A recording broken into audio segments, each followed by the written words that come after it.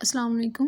Dear students, today is our sixth lecture of the third chapter of your biology class 9. We are going to start the new lecture. The lecture is about the status of viruses. बेटा previous lectures में हम लोग kingdom of classifications के बारे में पढ़ चुके हैं। अगर हम लोग चैप्टर के स्टार्ट की बात करें तो सबसे पहले हम लोगों ने बायोडाइवर्सिटी के बारे में पढ़ा, उसकी टाइप्स पढ़ी। फिर हम लोगों ने उसके एम्स और उसकी क्लासिफिकेशन के बारे में बात की। हम लोगों ने टैक्सोनॉमी और सिस्टमैटिक्स को देखा। फिर हम लोगों ने टैक्सोनॉमिक हायरार्की को देखा। उसके बाद हम लोगों ने सिस्टम्स ऑफ क्लासिफिकेशन पढ़े। 2 kingdom system of classification, 3 kingdom system classification पढ़ा। और फिर हम लोगों ने 5 kingdom system of classification discuss करने के बाद हम लोगों ने प्रॉपर जो 5 किंगडम्स हैं उनको भी स्टडी कर लिया है। तो आज के लेक्चर में बेटा हम लोग डिस्कस करेंगे कि वायरसेस क्या होते हैं और बाइनोमियल नोमेनक्लेचर क्या होता है।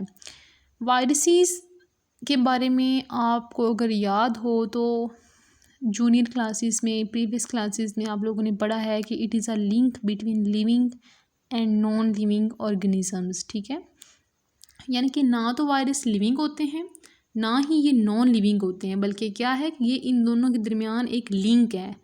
यानी कि एक तरफ लिविंग है, एक तरफ नॉन लिविंग है, तो उनके दरमियान में वायरसेस हैं। ना तो उनको हम लोग लिविंग में कंसीडर करते हैं, ना ही हम लोग उनको नॉन लिविंग ऑर्गेनिजम्स में कंसीडर करते हैं।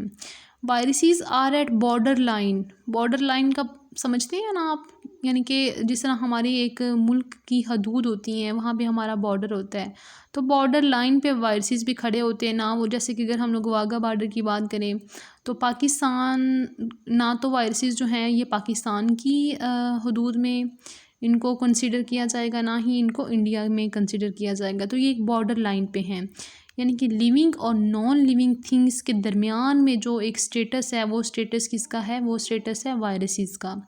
Due to their crystalline nature, crystalline होते हैं क्रिस्टल लाइक, ठीक है, क्रिस्टलाइन नेचर की वजह से they are considered as non living, इनको नॉन लिविंग कंसिडर किया जाता है। इनको ये समझा जाता है कि ये नॉन लिविंग है, ये गैर जिंदा जानदार हैं, बेजान हैं, क्योंकि इनकी जो नेचर है वो क्रिस्टलाइन होती है। दे आर, आगे हम लोग इनकी प्रॉपर्टीज़ को अगर हम लोग देखें तो ये हैं, दे आर ए सेलुलर। बेटा ए जहाँ पे भी वर्ड आता है ना, ए मीन्स एब्सेंस। ए जो है ये किसी चीज़ की भी गैर मौजूदगी को शो करता है। A means absence. Viruses are acellular, यानी कि वायरसेस के पास सेल नहीं होता है। सेल तो एक जिंदा जानदार है। सेल के बारे में पता है ना हमें कि cell is the basic unit of life.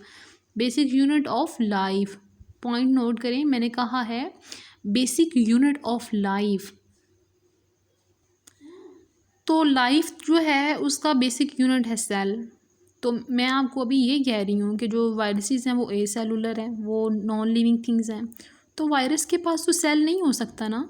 यही वजह है कि हम लोग ये कह रहे हैं कि viruses are acellular, that is मतलब for example they do not have cellular organization, इनके पास सेल्स नहीं हैं येट, बल्कि they show some characteristics of living organisms, बल्कि इनके दरमियान में कुछ खसूसियात ऐसी हैं जो कि लिविंग ऑर्गेनिजम्स की प्रॉपर्टीज़ हैं, जो करेक्टरिस्टिक्स लिविंग ऑर्गेनिजम्स के पास होती हैं। कुछ करेक्टर्स इनके लिविंग ऑर्गेनिज्म जैसे हैं, लेकिन ये नॉन लिविंग हैं, बल्कि नॉन लिविंग भी नहीं है, ना ये लिविंग है ना ये नॉन लिविंग है। अगर हम लोग ये देखें ना कि इनके पास सेल नहीं है, तो हम लोग ये कह सकते हैं कि ये नॉन लिविंग है, क्योंकि ज़िंदगी जो जिंदा जानदार है वो तो सेल्स पर मुश्तमिल है। तो अगर हम लोग इनकी कुछ ये खसूसियत देखें कि इनके पास डीएनए है, तो हम लोग ये कहते हैं कि ये जो है ये लिविंग ऑर्गेनिज्म है। लेकिन दोनों खसूसियात हैं, नॉन लिविंग वाले भी हैं, लिविंग वाले भी हैं। यही वजह है कि हम लोग इनको दरमियान में रखते हैं, बॉर्डर लाइन पे रखते हैं। हम लोग इनको ना तो लिविंग में कंसिडर करते हैं, ना ही हम लोग इनको नॉन लिविंग में कंसिडर करते हैं। लेकिन इनके पास जेनेटिक मटेरियल होता है, यानी कि इनका अपना डीएनए होता है। वायरसेस कंटेन आइदर आरएनए और डीएनए। वायरसेस के पास जो जेनेटिक मटेरियल होता है, या तो वो आरएनए होता है राइबो न्यूक्लिक एसिड, या फिर वो डीएनए होता है D oxy ribo nucleic acid. Normally normal तौर पे, आम तौर पे इनकेस्ड मतलब उसकी पैकिंग हुई होती है। जैसे कि आप लोग सूट केस के अंदर अपने सूट रखते हैं ना, उसी तरह से जो आरएनए या डीएनए होता है ना वायरसेस का, ये वायरसेस उसको कहाँ पे रखते हैं, ये वायरस की मताए हयात होती है, इसकी बिल्कुल ज़िंदगी का मतलब हासिल होता है। ये जो आरएनए और डीएनए है ना, ये वायरस के लिए बहुत इम्पोर्टेंट है, बहुत कीमती चीज़ें हैं। तो कीमती चीज़ें कहाँ पे रखते हैं हम लोग कीमती चीज़ें प्रोटेक्टिव कवरिंग में रखते हैं ना। तो जो वायरस की प्रोटेक्टिव कवरिंग है, कौन सी प्रोटेक्टिव कवरिंग, जिस प्रोटेक्टिव कवरिंग के अंदर डीएनए या आरएनए होता है, उस प्रोटेक्टिव कवरिंग का नाम है प्रोटीन कोट। वायरस के पास जो जेनेटिक मटेरियल होता है वो या तो डीएनए होता है या फिर वो आरएनए होता है, लेकिन इंसानों के पास ये दोनों होते हैं, याद रखना है आपने। वायरसेस के पास या तो डीएनए होता है या फिर इनके पास आरएनए होता है, और ये आरएनए और डीएनए कहाँ पे इनक्लोज किया होता है, इन्होंने इनकेस करके रखा होता है प्रोटीन कोड के अंदर। They reproduce only in living cells. अब ये रिप्रोड्यूस कर सकते हैं, तो ये कैरेक्टरिस्टिक्स किसकी तरह का है, ये लिविंग ऑर्गेनिजम्स का कैरेक्टरिस्टिक्स है, ठीक है। ये जिंदा जानदार चीज़ों की खुसूसियत है कि वो रिप्रोड्यूस कर सकती हैं, वो अपने नस्ल जो है वो अपने बच्चे पैदा कर सकते हैं, अपनी नस्ल को बढ़ा सकते हैं। Where they cause a number of disease, ठीक है। अब यहाँ पे मैंने बात की है कि ये रिप्रोड्यूस कर सकते हैं, लेकिन ये इतने गंदे बच्चे होते हैं, ये जिस जिंदा जानदार चीज़ के अंदर जाके रहते हैं उसकी बायोसिंथेटिक मशीनरी को यूज़ करते हैं, यानी कि उसकी जो मशीनरी होती है ना, जो उसकी प्रॉपर फंक्शनिंग में काम कर रही होती है, ये सारी की सारी उसकी मशीनरी को अपने कंट्रोल में ले लेते हैं और उसकी मशीनरी को यूज़ करके अपनी मर्ज़ी की प्रोटीन्स बनाते हैं, और बदले में वहाँ पे एक तो अपना नंबर इंक्रीज़ करते हैं, रिप्रोड्यूस अपने आप को करते हैं, और बदले में वहाँ पे बीमारियाँ फैलाते हैं, ठीक है। ये सिर्फ रिप्रोड्यूस तब करते हैं जब किसी लिविंग ऑर्गेनिज्म की बॉडी के अंदर मौजूद होते हैं। अदरवाइज़ अगर ये लिविंग ऑर्गेनिज्म के बाहर मौजूद हैं तो ये अपने आप को रिप्रोड्यूस नहीं कर सकते। प्रोड्यूस होता है पैदा करना, री का मतलब होता है दोबारा से। हम लोग कहते हैं ना कि रीन्यू, इसको दोबारा से नया बना दो, रिफ्रेश, इसको कंप्यूटर को दोबारा से रिफ्रेश करें। मतलब री जिसके साथ भी आ जाता है, इसका मतलब होता है कि वो दोबारा से काम करना है, ठीक है। They are not considered as organisms, यही वजह है कि इनको लिविंग ऑर्गेनिज्म कंसीडर नहीं किया जाता, लेकिन इनके अंदर कुछ प्रॉपर्टीज़, दो प्रॉपर्टीज़ ऐसी होती हैं जो कि लिविंग ऑर्गेनिजम्स की तरह की हैं। कौन कौन सी हैं, एक तो ये रिप्रोड्यूस कर सकते हैं, दूसरा इनके अंदर डीएनए या आरएनए शामिल होता है, ठीक है। And thus are not included in the 5 kingdom classification system, और यही वजह है कि इनको 5 किंगडम क्लासिफिकेशन सिस्टम में भी कंसीडर नहीं किया गया, क्योंकि इनको ज़िंदा जानदार ही नहीं समझा जाता। ये तब ज़िंदा होते हैं जब किसी ज़िंदा जानदार चीज़ के अंदर मौजूद होते हैं, ये तब रिप्रोड्यूस कर सकते हैं जब किसी ज़िंदा जानदार चीज़ के अंदर मौजूद होते हैं। Prions and viroids are also a cellular particles. Prions और वायराइड्स भी वायरस की तरह के जानदार हैं जो कि जिनके पास सेल नहीं होता है, and are not included in the 5 kingdom classification system. और वायरस की तरह प्रियोन्स और वायराइड्स को भी 5 किंगडम क्लासिफिकेशन सिस्टम में कंसीडर नहीं किया जाता, क्योंकि इनके पास सेल ही नहीं है, इनके पास लाइफ ही नहीं है, ये जिंदा जानदार में शामिल ही नहीं हो सकते क्योंकि ये सेल के बगैर हैं, ठीक है। अच्छा, नेक्स्ट आपको पेपर में बहुत इंपॉर्टेंट शॉर्ट क्वेश्चन है, पेपर में आपको ये पूछा जा सकता है कि what are the prions, what is the difference between the prions and viroids. तो आप बता सकते हैं कि prions are composed of protein only, कि जो प्रियोन्स है, पी से याद रखने, पी से प्रियोन्स, पी से प्रोटीन। प्रायोन जो होते हैं ये सिर्फ प्रोटीन से मिलके बने हुए होते हैं, जबकि जो वायरॉइड्स होते हैं उसमें सर्कुलर आरएनए भी हो सकता है, ठीक है। प्रोटीन के अलावा सर्कुलर आरएनए भी हो सकता है। ये जो दोनों है ना, दोनों particles, both these particles have cause infectious disease in certain plants के साथ साथ ये एनिमल्स में भी डिजीज़ कर सकते हैं, लेकिन बुक में प्लांट्स का ही मेंशन किया हुआ है। Prions are composed of proteins only and the viroids are composed of circular RNA only. Both these particles cause infectious diseases in certain plants. जो प्रियोन्स हैं ये सिर्फ प्रोटीन से मिलके बने हुए होते हैं, और जो वायरॉइड्स हैं ये सिर्फ सर्कुलर आरएनए से मिलके बने हुए होते हैं।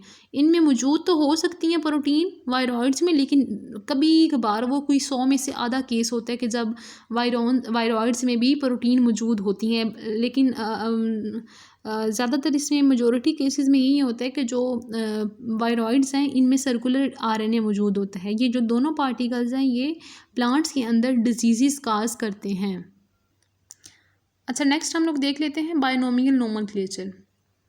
बायनोमियल नोमेनक्लेचर क्या है तो डिफ़ाइन कर लेते हैं इसको।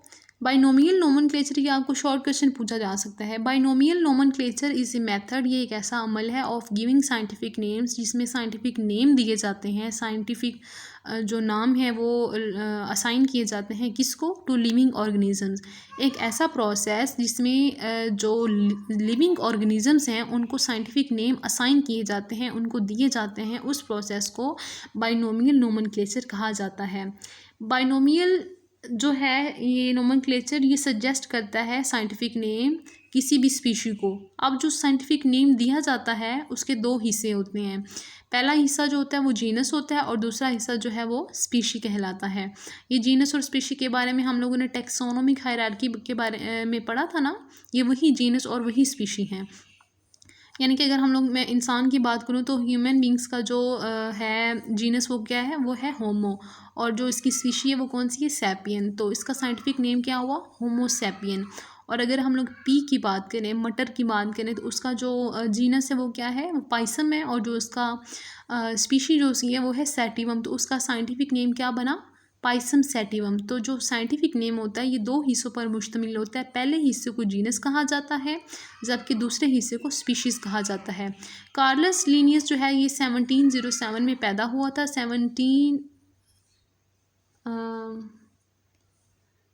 1778 में इसकी डेथ हो गई थी। इसने बाइनोमियल नोमेनक्लेचर का जो सिस्टम था वो इंट्रोड्यूस करवाया था। His system spread rapidly and became popular, most of his names in use today. Carolus Linnaeus वो पहला बंदा था जिसने बाइनोमियल नोमेनक्लेचर यानी कि ऐसा निज़ाम दरियाफ्त मुतारिफ़ करवाया था कि जिस प्रोसेस के थ्रू, जिस मेथड के थ्रू लिविंग ऑर्गेनिजम्स को साइंटिफिक नेम दिए जाते हैं। ये जो सिस्टम इसने मुतारिफ़ करवाया था ये बहुत तेज़ी से फैलना शुरू हुआ था और इसमें से काफ़ी ज़्यादा सारे नाम ऐसे हैं जो आज भी यूज़ किए। Scientific names usually printed in italics. जो साइंटिफिक नेम होते हैं इनको मोस्टली इटैलिक में यानी कि इटली की ज़ुबान में लिखा जाता है, जैसा कि होमो सैपियंस। ठीक है, होमो सैपियन को थोड़ा सा टेढ़ा करके लिखेंगे। When hand written they are underline. अगर इसको हाथ से लिखा जाए तो इसको अंडरलाइन किया जाता है। अगर तो वैसे इसको आप टाइप करेंगे तो आप इसको इटैलिक्स लैंग्वेज में लिखेंगे, और अगर आप इसको हैंड रिटन लिख रहे हैं, हाथ से लिख रहे हैं, तो आपने इसको अंडरलाइन करना है। द फर्स्ट टर्म जो पहला नेम होता है उसको जेनरिक नेम कहते हैं, जिसमें हम लोग उसकी जीनस की बात करते हैं। And always begin with a capital letter, और इसको कैपिटल लेटर से शो किया जाता है। While species name is never capitalize, जबकि स्पीशी का जो नाम है उसको कैपिटलाइज नहीं किया जाता है। ठीक है, साइंटिफिक नेम जो होते हैं इनको हमेशा इटली की ज़ुबान में इटैलिक्स में लिखा जाता है, और इटैलिक्स में इसको लिखा जाता है। और इसका जो पहला नेम है जो जेनरिक नेम जिसको कहा जाता है, जैसा कि होमो आपको नज़र आ रहा है, इसको आप कैपिटल में लिखेंगे, और जो स्पीशी का नेम है उसको कैपिटल में नहीं लिखते। आप अगर देखें तो होमो का एच जो है वो कैपिटल नज़र आ रहा होगा आपको, और जो सैपियन है इसका जो एस है वो आपको स्मॉल लेटर में नज़र आ रहा होगा। The scientific name is generally written in full when it is used. जब साइंटिफिक नेम को यूज़ किया जाता है तो उसको फुल फॉर्म में ही लिखा जाता है, जैसा कि होमो सैपियन आपको नज़र आ रहा है, और साइंटिफिक नेम्स को अंडरलाइन किया जाता है। But when several species from the same genus are being listed, लेकिन काफ़ी ज़्यादा स्पीशीज़ जब एक ही जीनस की लिस्ट करते हैं, हम लोग उनके नाम लिखते हैं, तो it may then be abbreviated. फिर हम लोग उसका मुखफ़फ़ लिख सकते हैं, उसकी शॉर्ट फॉर्म लिख सकते हैं by just using an initial for genus. बस जीनस का जो पहला हर्फ है उसको लिखेंगे और जो स्पीशी का पूरा नाम है वो हम लोग लिख देंगे।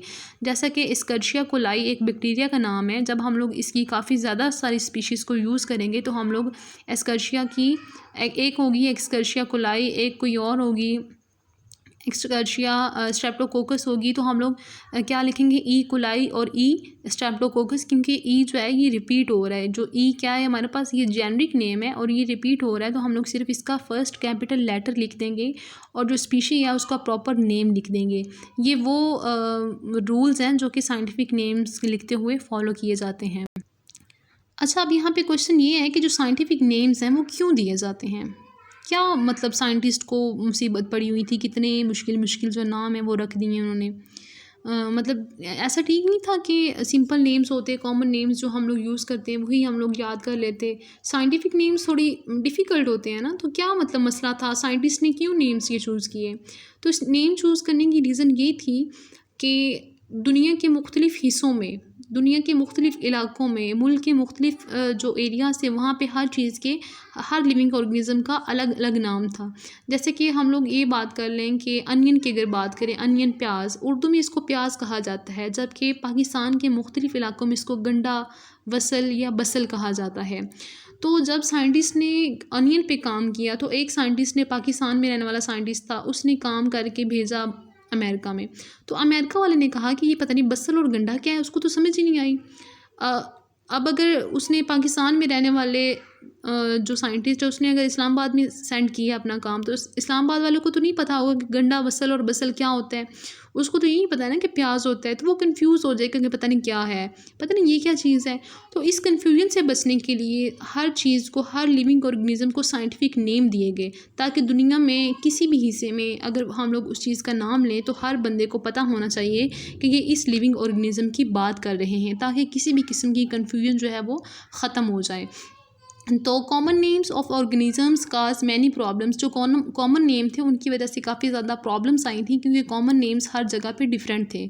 Different regions have different names for the same organisms. Urdu में प्याज कहा जाता है, अनियन को इंग्लिश में अनियन कहा जाता है, इंग्लिश में पंजाबी में इसको गंडा, वसल या बसल कहा जाता है। तो साइंटिफिक नेम इसका है एलियम सीपा। क्या नेम है? Allium cepa. इसी तरह से जो हमारे पास फ़िश है, एक वर्टिब्रेट एनिमल है जिसके गिल्स और फिन्स होते हैं। गिल्स इसके वो ये नेक के करीब जो फेफड़े होते हैं जहाँ से ये हवा लेनी होती है, फिन्स इसके पर होते हैं जिसकी मदद से ये स्विम करती है। इसके भी डिफरेंट नेम्स है, कुछ लोग इसको कॉमन नेम वो होते हैं जो आम नाम जो हम लोग घर में यूज़ करते हैं। सिल्वर फ़िश कहा जाता था, क्रे फ़िश कहा जाता था, जेली फ़िश या फिर स्टार फ़िश। तो इसकी वजह से भी काफ़ी कन्फ्यूजन होती थी, तो साइंटिस्ट ने इसका भी साइंटिफिक नेम दिया। वो साइंटिफिक नेम था एस्टेरियस र्यूबेंस। आप लोग ये देख लें कि साइंटिफिक नेम्स को मैंने अंडरलाइन करके लिखा हुआ है, और उसका जो फर्स्ट जेनरिक नेम है वो कैपिटल में लिखा हुआ है मैंने, और जो उसका सेकंड स्पीशीज़ नेम है वो मैंने स्मॉल लेटर से स्टार्ट किया हुआ है। इसी तरह जो थर्ड एग्जांपल आपकी बुक में मेंशन है वो है हाउस क्रो, ये जो घरों में रहने वाले कौवे हैं। क्रो, इसका कॉमन नेम हाउस क्रो है, और इसका जो साइंटिफिक नेम है कॉर्वस स्प्लीडेंस है। तो इसी तरह जो साइंटिफिक नेम्स हैं ये इसलिए दिए जाते हैं ताकि किसी भी किस्म की जो कन्फ्यूजन है उससे बचा जा सके। तो बेटा आज के लेक्चर में हम लोगों ने वायरसेस की बात की। हम लोगों ने ये कहा कि जो वायरसेस हैं ये एक बॉर्डर लाइन पे हैं, ये ना तो लिविंग में कंसिडर इनको किया जाता है ना नॉन लिविंग में।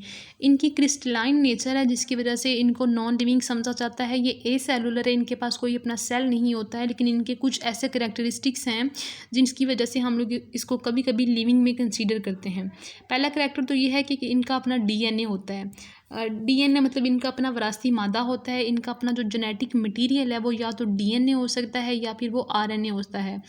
इसको उन्होंने प्रोटीन कोट में कवर करके रखा हुआ होता है। और दूसरा इसका लिविंग की तरह का ये करैक्टरिस्टिक्स है कि ये रिप्रोड्यूस कर सकते हैं, लेकिन ये तब रिप्रोड्यूस करेंगे जब ये लिविंग ऑर्गेनिज्म की बॉडी में मौजूद होते हैं। ये जिस लिविंग ऑर्गेनिज्म की बॉडी में मौजूद होते हैं वहाँ पे उसकी मशीनरी को अपने इख्तियार में ले लेते हैं, अपनी मर्ज़ी की प्रोटीन्स बनवाते हैं वहाँ से, और बदले में उसको बीमारियां दे देते हैं।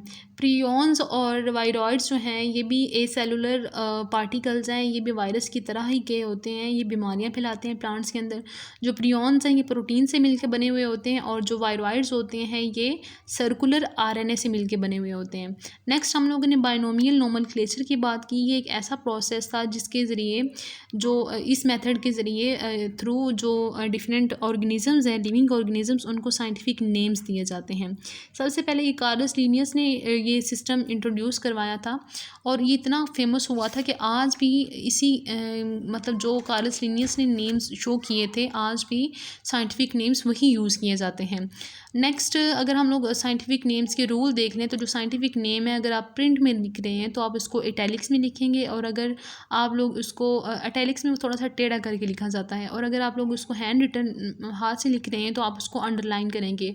साइंटिफिक नेम के दो हिस्से होते हैं, एक होता है जेनरिक नेम जो पहला नेम होता है, जैसे कि आपको स्क्रीन पे एलियम नज़र आ रहा है, एलियम जो है ये जेनरिक नेम है और जो सीपा है ये स्पीशी नेम है, ठीक है।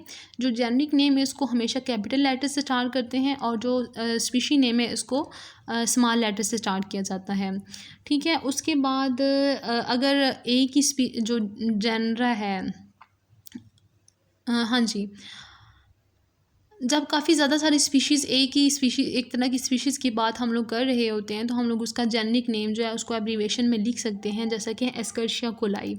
उसके बाद मैंने आपको ये बताया कि दुनिया के मुख्तलिफ़ हिस्सों में हर जानदार के अपने अपनी तरह का अपने इलाके की निस्बत से उन्होंने नाम दिया हुआ था। तो ये चीज़ बड़ी कन्फ्यूजन क्रिएट करती थी। तो इस कन्फ्यूजन से बचने के लिए जो डिफरेंट साइंटिस्ट हैं उन्होंने लिविंग ऑर्गेनिजम्स को साइंटिफिक नेम दिए। आपकी बुक में 3 साइंटिफिक नेम दिए गए हैं। अनियन का नेम है एलियम सीपा। कॉमन जो सी स्टार है, स्टार फिश, इसका नाम है एस्टेरियस ल्यूबेंस। और जो हाउस ग्रो है इसका नाम है कॉर्वस सिब्लिलैंडस। राना टिग्रीना फ्रॉग का साइंटिफिक नेम है और जो मस्टर्ड प्लांट है उसका साइंटिफिक या बोटानिकल जो नेम है वो ब्रासिका कंप्रेसरिस है। ये आप लोग चैप्टर 1 में पढ़ चुके हैं। इंशाल्लाह नेक्स्ट लेक्चर में हम लोग कंजर्वेशन ऑफ बायोडाइवर्सिटी टॉपिक को पढ़ेंगे कि हम लोग बायोडाइवर्सिटी को किस तरह से सेव रख सकते हैं।